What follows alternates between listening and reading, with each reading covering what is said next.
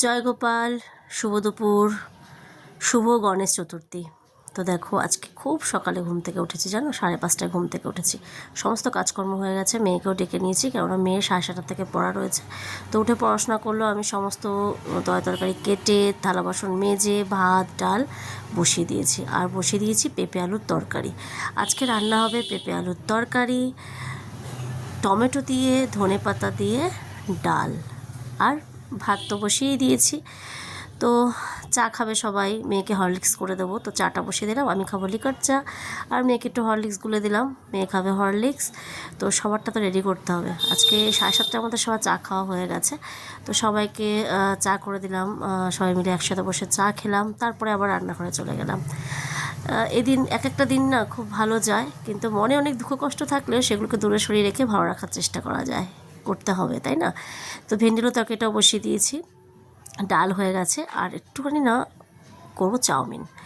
তো দেখো আমি যেভাবে শ্যুট করেছি, আমি সেভাবে কিন্তু ওদের সঙ্গে শেয়ার করেছি, মানে কাজটা কিন্তু আমি এইভাবেই করেছি। তো দেখো ভেন্ডি আলু তরকারি হয়ে গেছে, হাজব্যান্ডের টিফিন রেডি হয়ে গেছে 7:30 থেকে 8:45টার মধ্যে। সো চাউমিনটা এখন করে নেবো, কেননা সকালে ব্রেকফাস্টে আজকে চাউমিন খাবো, খুব ইচ্ছে করছে জানো, কতক্ষণে যে খাবো সে চেষ্টা। তো ঘরে 7টা ডিম ছিল, তার মধ্যে 5টাই পচা বেরিয়েছে, আর 2টো ঠিকঠাক ছিল, সেটা দিয়ে আমি আজকে চাউমিনটা করে নিলাম। আজকে চাউমিনে আমি রসুন দিই, আদা কুচি, রসুন কুচি, সব কিছু দিয়ে আমি করি, লঙ্কা। তো আমার তো বেশ লাগে, বাইরের চাউমিনের থেকেও কিন্তু ঘরের চাউমিনটা আমি বেশ ভালো খাই। আর বাইরের চাউমিন তেমন খাওয়াই হয় না, আমার একদমই খাওয়া হয় না, বাইরের কোনো খাওয়ারই আমাদের বাড়িতে খাওয়া হয় না, যেহেতু আমি খেতে পারি না। তো যাই হোক, খাওয়া দাওয়া করে তোমাদেরকে আরেকবার দেখিয়ে দিই কী রান্না হয়েছে সারা দুপুর আর রাতের জন্য। আর দেখো কত বাসন পড়ে রয়েছে, এগুলো এখন গোছাতে হবে। তার আগে ওষুধপত্রগুলো খেয়ে নিয়েছি, এবার এই কাজগুলো করব। তো দেখো রান্নাঘর এখন পরিষ্কার করা হয়ে গেল আমার।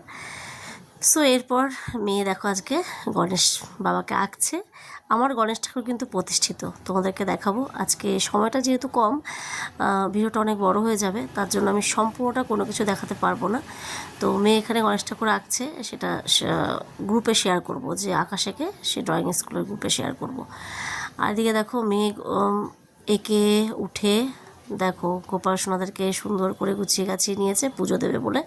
সো বলে দিয়েছে আজকে আমি পুজো দেবো, তো গণেশকে নতুন জামা কাপড় পরানো হবে।